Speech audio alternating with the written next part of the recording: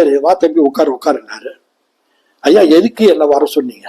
ஒரு முக்கியமான விஷயம். உன் ஜாதகத்தை பார்த்த, இப்போ நீ டைரக்ஷன் நினைக்கிறல்ல, அதாவது இயக்குனர் ஆகணும் சினிமாவில் அப்படின்னு நினைக்கிறல்ல, அத கொஞ்சம் ஓரமா தள்ளி வை.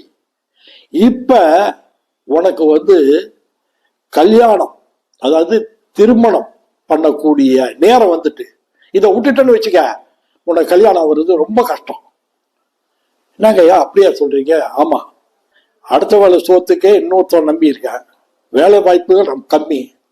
நான் ஊர்ல எங்க அம்மா அவங்க மட்டும் தான் இருக்காங்க. எனக்கு பொண்ணு கொடுக்க அந்த ஊர்ல எவனும் ரெடி இல்லை. சென்னையிலயும் அப்படிப்பட்ட வாய்ப்பு கிடையாது. நீங்க சொல்றீங்க அந்த யோகம் எப்படி, அதை பத்தி நீ கவலைப்படாத அப்படின்னு சொல்லி ஒரு போட்டோ எடுத்து காட்டினாரு. இந்த பொண்ணு உனக்கு பிடிச்சிருக்கா அப்படின்னாரு.